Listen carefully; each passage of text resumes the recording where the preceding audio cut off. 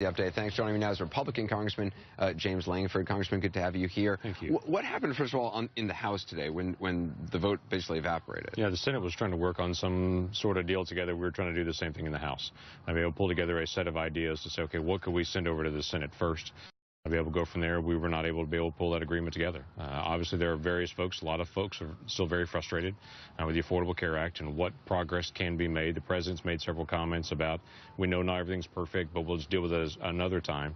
Our concern is it won't be dealt with another time. So we're trying to find some things that we can find agreement on and to say what progress can be made. You don't believe that if the debt ceiling is extended, if the shutdown ends, do you believe that the Democrats would negotiate in good faith? We don't know at this point. We've sent over 40 different bills over the past 3 years dealing with the Affordable Care Act in some ways, some total defund, which folks immediately come back and say it's not realistic. Others deal with specific parts. None of those have been taken up by the Senate. But for you, does there have to be a piece about the Affordable Care Act in any kind of a deal? Well, part of the issue is that we're trying to rebuild trust with the president. This has been something over the last 3 years that's not gone great in a lot of our negotiations. We want to be able to start building some progress and say, how do we fix this? How do we start moving forward?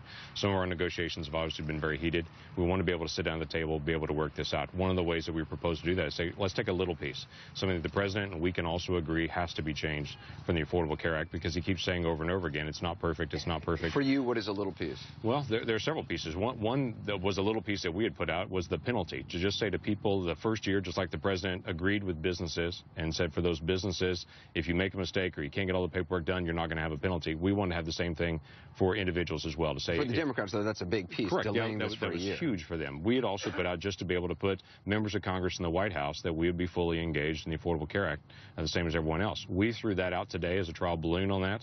The president immediately came out and threatened a veto of that. So what do you have to hear from a Senate bill in order to get your vote? I mean, does it have to have something about Obamacare in it? It does. It needs to be able to start moving us forward on that, because the issues are large. We go back to the Affordable Care Act. We're not trying to be unreasonable about it, and we understand the issues in the economy very well. But I get letters from individuals that say their insurance last year was $200. This year it's over $800. This is not a hypothetical thing. This is real for them. A small business that has 17 people, they've been in a group, just got a letter this week saying those groups are outlawed with the Affordable Care Act. All those employees are going to have to go in the exchanges. They've been typically have provided all of their employees this coverage, and now that coverage is now illegal for them. So there are real issues that are out there on the Affordable Care Act as well. This issue that the unions wanted, that some Democrats wanted, that now seems to be out of the Senate bill. Is that enough for you?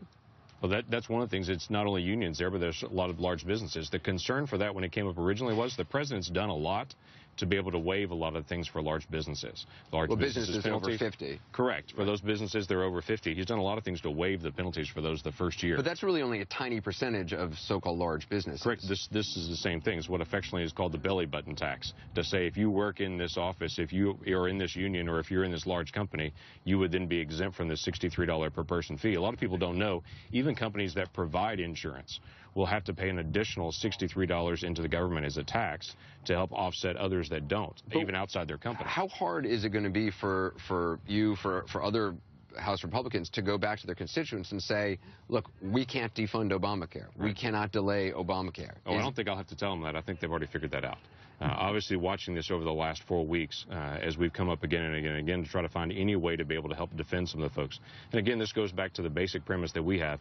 There are a lot of folks that say this will provide this great new thing that people haven't had, and coverage, and you can't lose your coverage and all those things. That's fine to say, but there are also individuals that are being hurt by this, and we're trying to raise the red flag to say we can't just say this is all roses when there are real problems as well. So what happens tomorrow if the Senate does have this bill? Right. Would you vote for it as you understand it exists now? We're going to take a look at it when it actually comes out from the Senate. Negotiating that, still no one knows what that deal is at this point, and to be able to take a look at it. We'll send it over to the House. I would assume there'll be some sort of expedited procedures in the House as well as there would be in the Senate. We'll just have to wait and see. How concerned are you about what Fitch put out today, about the credit rating, about the possibilities of defaulting? I mean, are you one of the people who says it's not as bad as it's being made out to be? Let me give you two sides of that. One is default is serious, but I don't believe it's the 17th. The Treasury's been very specific to say the 17th is when we're down to $30 billion. That may mean we have 3 or 4 or 5 days left on it. Obviously, we're very close to that point, but you suddenly tip in the 18th. Treasury's been really good about not trying to panic everyone to say the 17th at midnight, everything falls apart on that. That's one side of it. It's interesting, 2 years ago, Fitch did not downgrade us because of the agreement we made around the debt ceiling.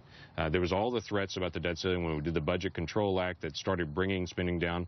People forget we've gone from $1.4 trillion in overspending 3 years ago to $700 billion in overspending now. The president likes to talk about he's cut the deficit in half in his presidency. What he doesn't talk about is that was around an agreement on a debt ceiling. Are you saying you don't believe that they would downgrade us? No, no, I'm not saying that. I'm saying Fitch last time kept our AAA rating because of the Budget Control Act, because of the negotiations around the debt ceiling last time. So I do think they take it seriously, but they're not just saying you're intransigent because of all the political dynamics. Obviously, that's part of it. It's the fact that we have $17 trillion in debt. That's the biggest deal that we have. Whatever agreement that we come to has to start working on that.